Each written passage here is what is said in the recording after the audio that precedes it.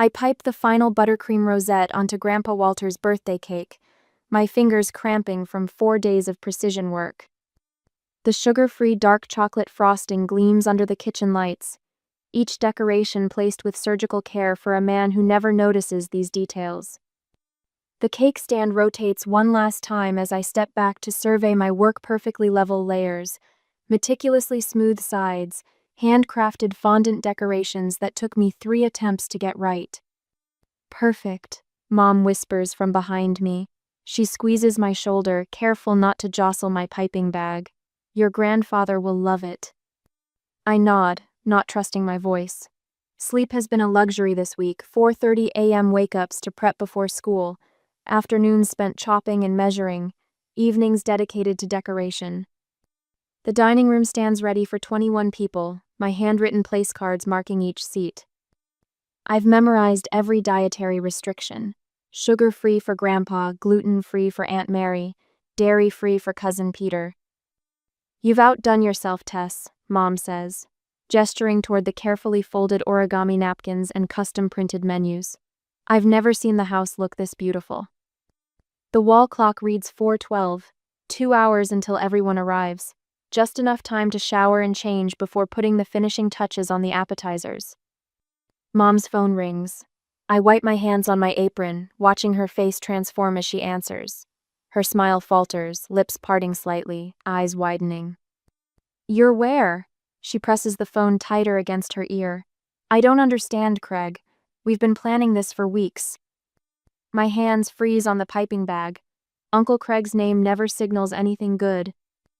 But the food is. Mom stops, listening. Her shoulders stiffen. "Adults only? Since when?" The words slice through me. I set down the piping bag and turn away, pretending to check the oven temperature. "Let me talk to Dad," Mom demands, her voice hardening. I pretend not to listen as I arrange the appetizer platters, but each word hammers against my chest. "Walter, we've spent days preparing. Tessa made your sugar-free cake from scratch." A pause. "You figured it was easier? Easier for whom?" I keep my back turned, arranging mushroom caps in a perfect circle while my throat tightens. "The reservation was made 3 days ago?" Mom's voice drops to a whisper. "So this wasn't last minute?" Another pause, longer this time. "I see." Mom's tone turns icy. "And the charge on my business credit card for $1,156.8 was that easier too?" My hands tremble as I place the last mushroom cap. The borrowed cake turntable sits beside my creation, a tool I convinced Miss Patterson at the bakery to lend me for this special occasion. "No, Walter, no," Mom's voice cracks. "This isn't a misunderstanding." She hangs up and stares at her phone. I watch her unlock it again, thumbs moving rapidly across the screen. Her face hardens. "They're all there," she says, turning the screen toward me. "Uncle Craig's wife just posted pictures. Family dinner for Walter's birthday." Mom's voice catches. "The kids are there too, just not you." The notification pings my phone simultaneously 32 photos of smiling faces at Farwell Bistro. Younger cousins clutch cloth napkins beaming at the camera. Only Tessa the caterer has been excluded. Tessa, who spent $380 of her bakery job savings on specialty ingredients. Tessa, who practiced piping techniques for weeks. I turn off the oven with a quiet click. The heat dissipates as I stand motionless, staring at the cake that no one will eat. "Honey, I'm so sorry." Mom approaches slowly, as if I might shatter. "This isn't right." I don't cry. Instead, I slip off my apron and fold it precisely, creasing the edges with my fingernails. I guess it didn't matter. "It matters to me," Mom whispers. I study the dark chocolate masterpiece, counting the hours spent researching diabetic-friendly recipes, testing ratios, measuring precisely so Grandpa wouldn't feel excluded from his own celebration. The cake sits in perfect, pointless Gloria monument to effort unappreciated and love unreturned. I run my finger along the edge of the cake stand. "What do we do with all this food?" "Let me think a bit. We will figure something out," Mom said. The certainty in her voice makes me look up. For the first time since the phone rang, I feel something other than a hollow ache. Something that might, eventually, feel like possibility. 30 minutes later, Mom still stares at the dining room tableau 21 place settings with no guests to fill them. The careful perfection of it all seems almost cruel now. She sinks into a chair, phone still clutched in her hand, as if waiting for it to ring with an apology that won't come. "This isn't the first time," she whispers, more to herself than to me. I pause, appetizer tray suspended between counter and refrigerator. "What?" "Your grandfather's birthdays." Mom unlocks her phone again, fingers tapping through screens until she finds what she's looking for. "Every year since your grandmother died, I've paid. Remember last year? The backyard party with the tent rental?" The memory surfaces, rain pounding the white canvas, me scrambling to move food inside while Uncle Craig complained about the weather, as if Mom had personally arranged the storm. $800 for the tent, another $400 for the caterer when Craig said my cooking wasn't festive enough. And then, she stops, jaw tightening. He borrowed my business credit card for the liquor store. $300 of top-shelf whiskey that I never saw again. I slide the tray onto a refrigerator shelf, suddenly remembering details I'd overlooked. How Uncle Craig had called the caterer budget while drinking expensive scotch. How he'd pocketed Mom's card after signing the receipt. How no one had thanked her, not even Grandpa Walter. "Craig still has your card?" I ask. "Emergency family expenses." Mom's laugh holds no humor. The emergency being he never wants to pay for anything himself. She rises, moves to the wall calendar where she tracks business expenses. Flips back through months, running her finger down columns of neat handwriting. Renaissance Hotel brunch in March, steakhouse dinner in May, Craig's son's graduation party in June. Each word lands like a slap. "They charged you for all of those?" "Not they, Craig." Mom's voice hardens. "Walter enables it. The rest pretend not to notice." I think of Aunt Mary gushing over my gluten-free pastries at Easter while posting restaurant reviews the same afternoon.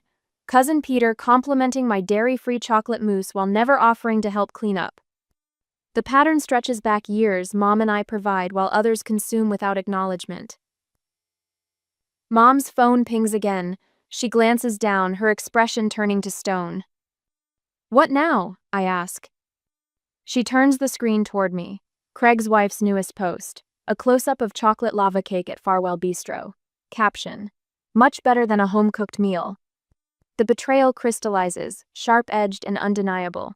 My specialty is chocolate lava cake recipe I perfected last summer, timing the molten center to the exact second. "She knows that's your signature dessert," Mom says quietly. "I made it for her birthday." The memory burns. 3 test batches to get the consistency right, staying up until midnight to prepare individual ramekins. Mom places her phone face down on the table. Her gaze travels over the cooling food, the hand-piped decorations, the cake stand with its borrowed turntable, that Miss Patterson trusted me to return tomorrow. "This isn't just about dinner," she says. I nod, throat tight. 3 weeks ago, I'd spent hours researching diabetic-friendly chocolate options, specifically for Grandpa Walter, comparing sweetener ratios, testing each batch for taste and texture. The abandoned cake represents dozens of small sacrifice leap, money, time made without complaint. "They value convenience over commitment," Mom says, giving voice to the realization settling between us. "Over you." I expect the words to hurt, but instead, they clarify. The knot in my chest loosens slightly as truth displaces hope. Mom straightens, something resolute replacing the hurt in her eyes. She picks up her phone again, but not to scroll through more painful posts. "Who are you calling?" I ask. "People who actually deserve this food." She pauses, finger hovering over the screen. Not for sympathy, for dignity. First, she calls our neighbors, the Hendersons, then Pastor Jim and his wife, Miss Patterson from the bakery. Within 15 minutes, Mom has invited 10 people. Within 30 minutes, that number rises to 15. Each call sounds less apologetic, more purposeful. The final call surprises me. "Bailey?" Mom says. "It's Melissa Mitchell. My daughter prepared an entire dinner that just, well, plans changed. You mentioned you were visiting friends in town. Would you like to join us instead? Tessa made everything from scratch. She listens, a small smile forming. 7 o'clock? Perfect. I recognize the name as she hangs up. Bailey Parker? The food columnist? Mom nods. She was in last week for coffee, said she'd never tasted a better cranberry orange scone than yours. For the first time since Grandpa's call, warmth returns to my fingertips. Someone who appreciates food will eat my food. Someone who writes about dining experiences will sit at our table. Mom stands, surveying the dining room with new eyes. Let's reset for 15. I hesitate before the cake, its dark chocolate layers and perfect rosettes still gleaming under the kitchen lights. Should we cut it? Absolutely, Mom says. Let's share it with people who'll actually taste it. The doorbell rings at 6:45, sending my heart into my throat. I freeze in the center of the dining room, hands clutching fresh cloth napkins. No one is supposed to arrive until 7. Should I get it? Mom asks, placing the last water glass on the table. I will. I smooth down my pale yellow dress, the one I bought specifically for tonight, and tuck a loose strand of hair behind my ear. Mrs. Donovan stands on our front step, her arms cradling a potted orchid. Her silver hair catches the evening light, and the scent of her lavender perfume wraps around me like an old cardigan. Hope we're not too early, she says, handing me the plant. Richard couldn't wait another minute. He's been talking about your food since you brought those cinnamon rolls to the block party last summer. Mr. Donovan appears behind her, face lighting up when he spots me. There she is, the chef of the hour. The tightness in my chest loosens slightly. I step back, ushering them inside. The table looks magnificent, Mrs. Donovan whispers, taking in the dining room with wide eyes, like something from a magazine.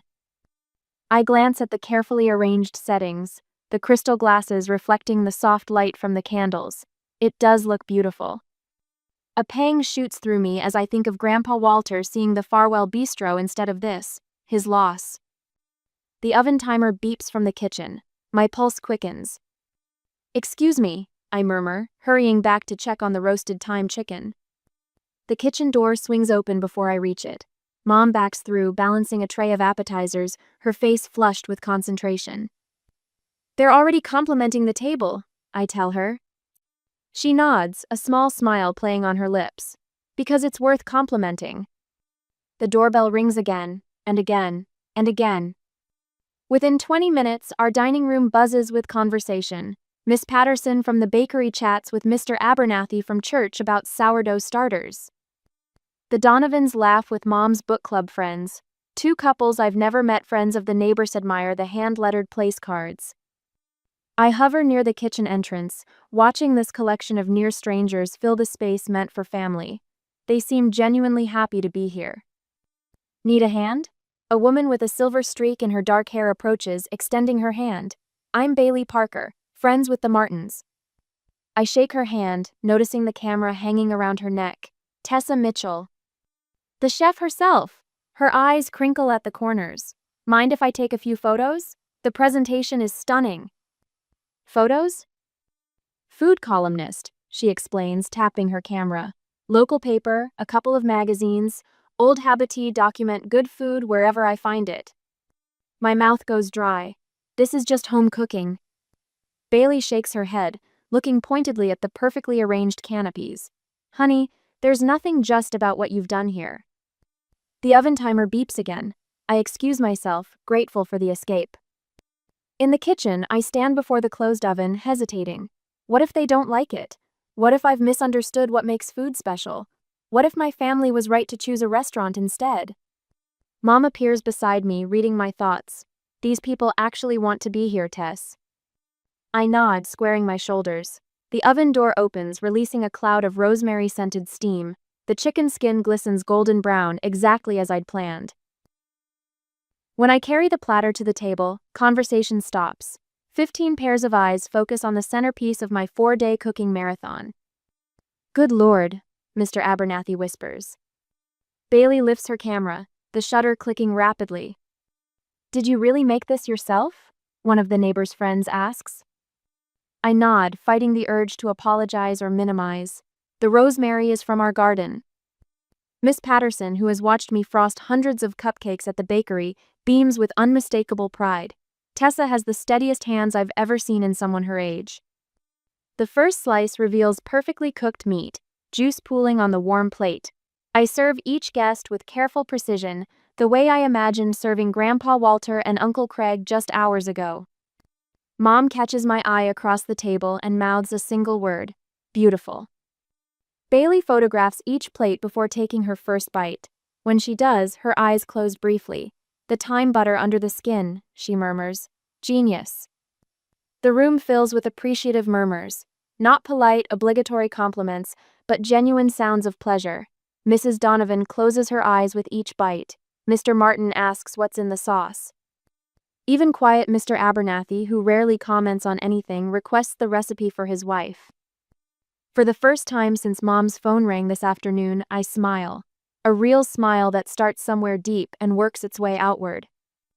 Tell us about these roasted vegetables, Bailey says, indicating the colorful medley beside the chicken. The glaze is extraordinary. Words flow easily as I explain my technique. No one interrupts. No one checks their phone under the table. Everyone listens as if my culinary choices matter. When I bring out the hand-piped lemon tarts, the dessert I created when I thought the cake would be for Grandpa, a spontaneous round of applause breaks out. These are works of art, Bailey says, lifting her camera again. Miss Patterson leans toward her conspiratorially. You should see what she can do with buttercream roses, puts most of my full-time decorators to shame. My phone buzzes in my pocket. I ignore it, focused on serving dessert. It buzzes again, and again. During a lull, I check the screen. Instagram notifications flood my lock screen. Bailey has tagged me in a story close-ups of my food with the caption, "Discovering extraordinary talent in unexpected places. Remember this name, Tessa Mitchell." The comments multiply as I watch. Local chefs I recognize. Food enthusiasts from the Twin Cities area. Even the owner of a restaurant where Mom once tried to get me an apprenticeship. Bailey catches my eye from across the table and raises her water glass in a subtle toast. Better than half the chefs I've reviewed, she says quietly. And she's 16. The words settle over me, weightier than any grudging compliment from Grandpa Walter or Uncle Craig. This woman whose job is judging food thinks my cooking matters. Mom stands at the head of the table, raising her glass. To new friends, she says, her voice steady and clear, who recognize what's valuable when they see it. 15 glasses rise in response. 15 voices echo the sentiment. In the candlelight, surrounded by people who showed up on 2 hours' notice to celebrate a stranger's cooking, I feel something unfamiliar bloom inside my chest. Not the ache of trying to be enough, but the warmth of already being more than enough. The cake meant for Grandpa Walter sits forgotten in the kitchen. Tomorrow we'll slice it and share it with these people who chose our table. Today that choice feels like more than enough. A week later, the morning light streams through the kitchen window as I slide Bailey's business card into my recipe binder. Mom sits at the table, phone pressed to her ear, shoulders relaxed for the first time in days. Yes, I need to cancel an authorized user from my business account, she says, her voice steady and businesslike. Craig Mitchell, M-I-T-C-H-E-L. I pour orange juice into 2 glasses, setting one beside her notepad where she's been documenting yesterday's unexpected triumph. The bank representative asks questions and Mom answers with newfound confidence. The last charge? Farwell Bistro, $1,156. She catches my eye and gives a small nod.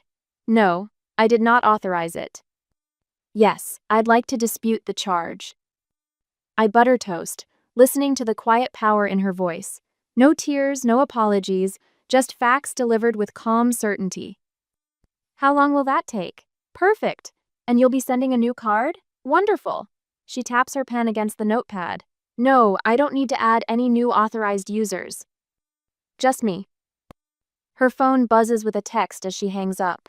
She glances at it, then silences the ringer without responding. Uncle Craig? I ask, sliding a plate of eggs toward her. Who else? She takes a bite of toast. Apparently there's been a misunderstanding about the credit card. I sit across from her, watching sunshine catch the rim of my juice glass. Funny how misunderstandings only happen after they're caught. Mom laughs, a real laugh that reaches her eyes. When did you get so wise? The doorbell chimes before I can answer.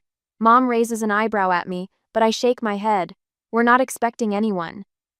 She returns moments later with an envelope. It's for you. Hand, delivered by Mrs. Carlson from next door. Inside is a printed copy of Bailey Parker's latest blog post, titled, "Not All Tables Deserve a Seat." My name appears in the third paragraph. Described as a young chef with unmatched care and precision. The post details last night's impromptu dinner without mentioning our family drama.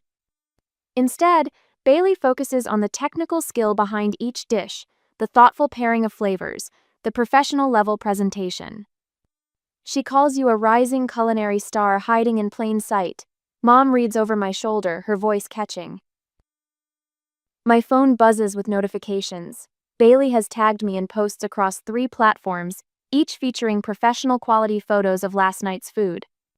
Comments flood in from local restaurant owners, food enthusiasts, and several of yesterday's guests. Your bakery boss commented, Mom points out. She wants to talk about expanding your responsibilities. The phone rings again, Grandpa Walter this time. Mom declines the call without hesitation. He can leave a message, she says, returning to her breakfast. The voicemail notification appears seconds later. I tap the speaker button. Melissa, this is your father. His voice sounds unusually strained. People are asking about Tessa's dinner. Apparently some food writer was there? Craig's business associates are calling him. We should reschedule our family celebration. Call me back immediately. Mom deletes the message with a decisive tap. Amazing how quickly they noticed you when someone else saw your value. My phone chimes with a text from Aunt Susan. We should have been there to support your talent. Let's plan something special soon. I show it to Mom, who rolls her eyes. Yesterday you were too young for an adult dinner. Today, you're worth bragging about. The notifications continue as Bailey's post gains traction. Mrs. Patterson from the bakery wants me to develop a new line of dietary-specific desserts. A guest from last night asks if I'd cater their anniversary party. The local cooking supply store owner invites me to lead a demonstration on sugar-free baking. They're not just being nice, I whisper, still struggling to believe it. They actually want what I can do. Of course they do. Mom refills my juice. Your grandfather may not appreciate sugar-free dark chocolate cake, but plenty of people will. I scroll through comments praising my attention to detail, my flavor combinations, my plating techniques. None of these people are obligated to say nice things. None of them share my DNA. Their appreciation feels weightless, unburdened by family history or obligation. What do you think? Mom asks, nodding toward the phone. Ready to start building something that's entirely yours? I think about the cake stand still sitting in our refrigerator, the perfectly piped rosettes that no one from our family tasted. Then I look at the photos of strangers savoring food I created, their genuine enjoyment captured in Bailey's expert photography. I think I say, feeling a smile spread across my face, we need to clear some space in the refrigerator. I have new recipes to test. At the present, Melissa's phone vibrates against the kitchen counter for the 7th time in an hour. Walter's name flashes on the screen, joining the parade of missed calls from Craig, his wife Denise, Aunt Mary, and 3 cousins. She turns the phone face down and continues chopping vegetables for dinner. They're really not giving up, are they? Tessa looks up from the marinade she's whisking, her voice steady but her knuckles white around the whisk handle. Persistence runs in the family. Melissa transfers diced carrots to a bowl, though it seems to skip a generation when it comes to showing up for birthday dinners. Tessa's lips quirk upward, not quite a smile but close.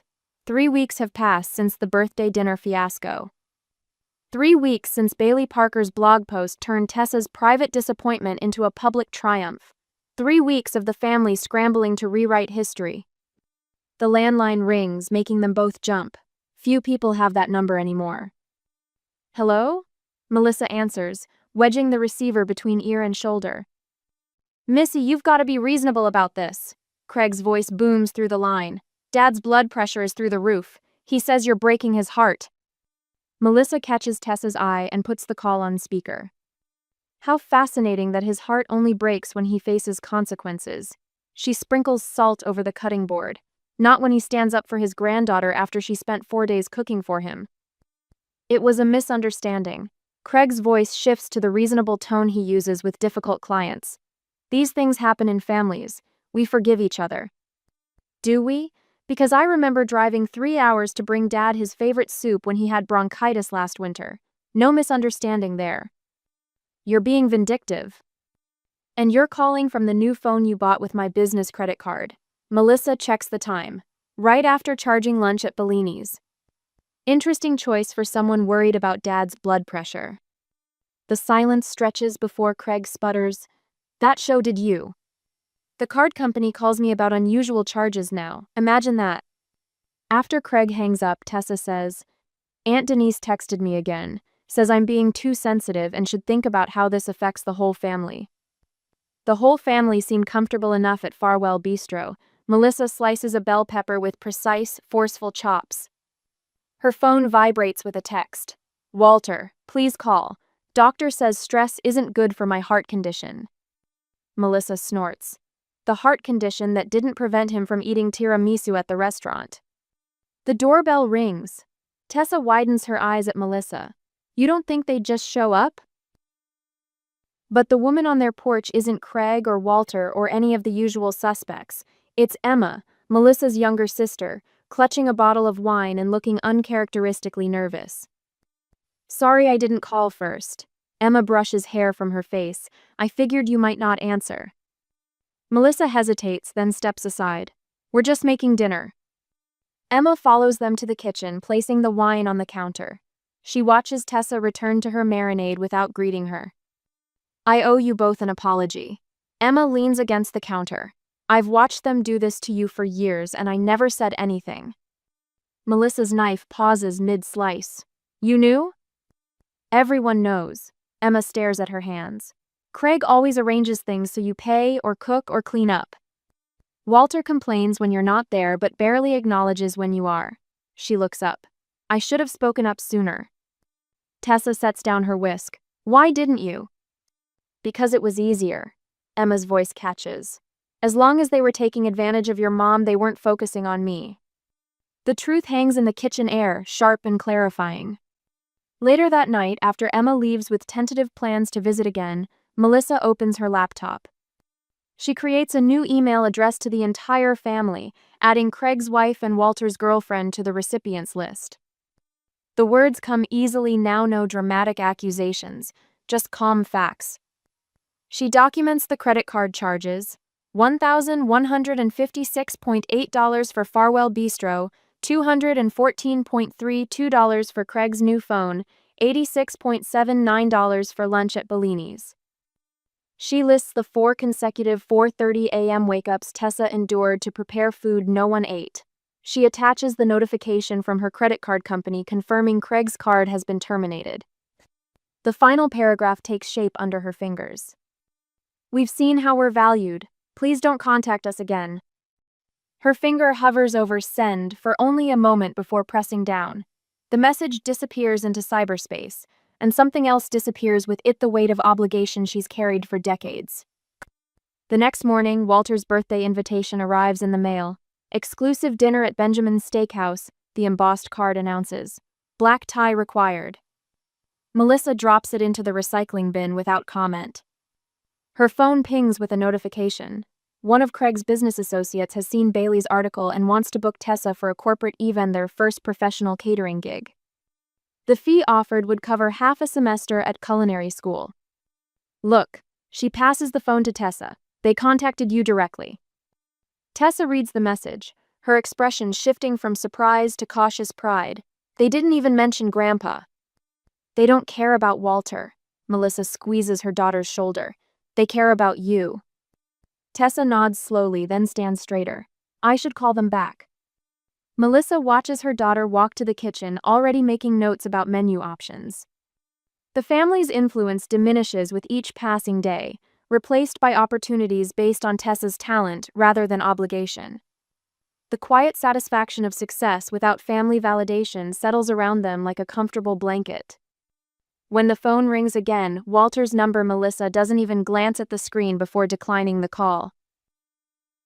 3 months later, Tessa adjusts the placement of the rosemary sprig atop her roasted garlic focaccia, angling it slightly to catch the afternoon light streaming through the kitchen windows. She steps back, surveying the spread before her a tableau of colors and textures that would have impressed even the pickiest food photographer. "How's it looking?" Melissa calls from the dining room where she arranges hand-carved wooden platters her woodworking class created specifically for Tessa's presentations. "Almost ready." Tessa tucks a loose strand of chestnut hair behind her ear, leaving a faint dusting of flour on her temple. 3 months have transformed her movements in the kitchen, no more second-guessing or hesitation, just the confident rhythm of someone who knows exactly what she's doing. The doorbell chimes. Melissa opens it to greet Bailey Parker, whose food column now regularly features snippets of Tessa's culinary experiments. "Something smells divine." Bailey hands over a bottle of sparkling cider. "Is that your herb-crusted lamb I've been hearing about?" Tessa nods, a smile playing at the corners of her mouth. "With the mint yogurt sauce you suggested." In the kitchen, Tessa directs Jasmine and Marcus, two culinary students who now assist at her weekend gatherings. She doesn't raise her voice, that doesn't need to. A quiet "plates need warming" or "more microgreens on the fish" is all it takes. They move around her like planets orbiting a sun, anticipating her needs before she voices them. "The Hendersons just pulled up," Melissa announces, admiring how her daughter doesn't flinch or rush at the news. The old Tessa would have panicked about timing. This one simply nods and continues piping a delicate lemon curd into tartlet shells. The dining room, once set for 21 ungrateful relatives, now welcomes 16 people who chose to be here. The origami napkins remain Tessa's signature touch, but the stiffness of obligation has vanished. In its place, the warm hum of conversation fills the room. Mrs. Patterson from the bakery raises her glass. "To our resident chef. Who would have thought when you borrowed my cake turntable that you'd be teaching me new techniques 3 months later?" Laughter ripples around the table. Tessa blushes but doesn't look away as she once might have. "Remember when you thought your chocolate ganache had split?" Bailey asks, eyes twinkling. "And now you're teaching a workshop on it next month." "Speaking of teaching," Melissa adds, "tell them about Lily." Tessa serves the final course, a trio of desserts arranged like a painter's palette. She's 12 and wants to learn pastry. Her mom can't afford classes, so we bake together on Tuesdays. The pride in her voice has nothing to do with seeking approval. It's the quiet confidence of someone who has found her place. Later, as guests linger over coffee, Tessa slips into the kitchen. Melissa follows, finding her daughter preparing a small cake hidden in the refrigerator. "What's this?" Melissa asks. "Your birthday's not for 2 weeks, but..." Tessa reveals a simple cake adorned with hand-painted chocolate flowers. "For the woman who taught me what family really means." Melissa blinks rapidly, touching one of the delicate petals. "It's beautiful." "Like the people at our table now." Tessa's voice stays steady. "The ones who choose to stay." When they carry the surprise cake to the dining room, the spontaneous applause washes over them both. Tessa doesn't announce that she used her first catering payment to buy her mother the woodworking tools she'd been eyeing for months. That's for tomorrow's breakfast conversation, another tradition they've created for just the two of them. Melissa raises her glass, voice clear in the warmth of their chosen family. "To the people who matter at our table." "To the table that matters," Tessa amends softly, and the words ring true in a way no family dinner ever had before.